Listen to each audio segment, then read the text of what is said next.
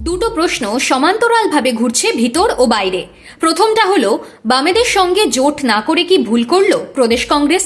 2, শূন্যতা কাটানোর মতো সংগঠন রয়েছে কংগ্রেসের? দুটো প্রশ্নের উত্তর মিলতে মিলতে এপ্রিল মে মাস হয়ে যাবে। ভোটের ফলাফলের সঙ্গেই পরিষ্কার হয়ে যাবে দুটো খুব গুরুতর প্রশ্নের উত্তর।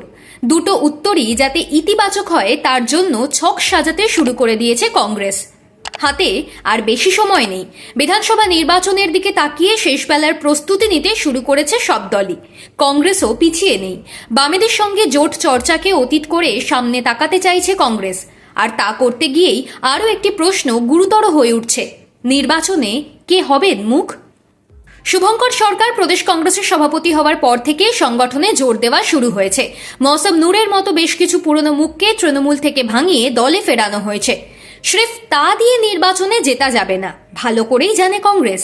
তাই এমন কাউকে সামনে রাখতে হবে যাকে সারা বাংলা চেনে, যার নেতৃত্ব দেওয়ার ক্ষমতা আছে। এই অঙ্ক একমাত্র মেলাতে পারেন অধীর রঞ্জন চৌধুরী। মুর্শিদাবাদের প্রাক্তন সাংসদের সাংগঠনিক দক্ষতা যেমন রয়েছে, নির্বাচন পরিচালনা করার অভিজ্ঞতাও রয়েছে। আর তাই বিধানসভা নির্বাচনে অধীরকে মুখ করেই এগোতে চাইছে কংগ্রেস। মুর্শিদাবাদ তো বটেই, সারা বাংলাতে অধীর অত্যন্ত পরিচিত রাজনৈতিক ব্যক্তিত্ব। অতীতে নিজে ভোটে তো জিতেইছেন, দলকেও সাফল্য দিয়েছেন। ফলে বাংলার ভোটে শূন্যতা কাটাতে হলে তার থেকে ভালো আর কেউ হবেন না। এআইসিসির শীর্ষ নেতারা যে কারণে এর আগেও বলেছেন, বাংলার ভোটে অধীর থাকবেন গুরুত্বপূর্ণ ভূমিকায়। প্রশ্ন হলো, অধীর কি বিধানসভা ভোটে লড়বেন?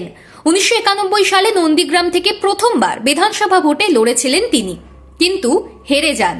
পরের বার অর্থাৎ 1996 সালে ওই নন্দীগ্রাম থেকেই জেতেন। 1999 সাল থেকে 2024 সাল পর্যন্ত টানা 25 বছর ছিলেন সাংসদ। সেই অধীর কি 27 বছর পর আবারও বিধানসভা নির্বাচনে দাঁড়াবেন? সম্প্রতি অধীর নিজে একটি সাক্ষাৎকারে বলেছেন, তিনি ভোটে লড়বেন কি না তা এখনো ঠিক করেননি। তবে শোনা যাচ্ছে দল তাঁকে এবার দাঁড় করাতে পারে, কারণ অধীরের মতো হেভিওয়েট প্রার্থী কংগ্রেসে আর নেই। অধীর যদি দাঁড়ানো, মুর্শিদাবাদের কোনো একটা আসন থেকেই তাঁকে লড়তে দেখা যাবে। কিন্তু অন্য কিছু ইকুয়েশনও রয়েছে কংগ্রেসের অন্দরে। একটা চাপা গুঞ্জন রয়েইছে, দলের অন্দরে কি দুই নেতার মধ্যে ঠান্ডা লড়াই চলছে, যে কারণে কি দলের গুরুত্বপূর্ণ বৈঠকগুলোতে প্রায়ই গড়হাজির থাকেন অধীর। সবচেয়ে বড় কথা হলো, অধীর আন্তরিকভাবে চাইলেও বামেদের সঙ্গে জোট হয়নি। প্রদেশ কংগ্রেসের সভাপতি শুভঙ্কর সরকারের সঙ্গে কি ইগোর লড়াই আছে? এই প্রশ্নও তৈরি হয়েছে রাজনৈতিক মহলে। অবশ্য এই তত্ত্ব নিয়ে যতই ফিসফাস থাকুক না কেন, ভোটের আবহে তা বিশেষ গুরুত্ব পাচ্ছে না। বরং অধীরকেই সামনে রেখে নির্বাচনে নামার কথা ভাবছে দল। একই সঙ্গে একটা ব্যাপার স্পষ্ট, শাসক তৃণমূল, বিরোধী বিজেপির বিরুদ্ধে লড়াই করার জন্য কংগ্রেসের সেরা বাজি হতে পারেন অধীরই। দীর্ঘদিনের রাজনৈতিক কেরিয়ার, তাঁর বিশ্বাসযোগ্যতা, ফ্যান ফলোয়ার সবই অধীরের পক্ষে যাচ্ছে। শুধু তাই নয়, নতুন তত্ত্বে আবার লড়াই করতে হবে বামেদের বিরুদ্ধেও।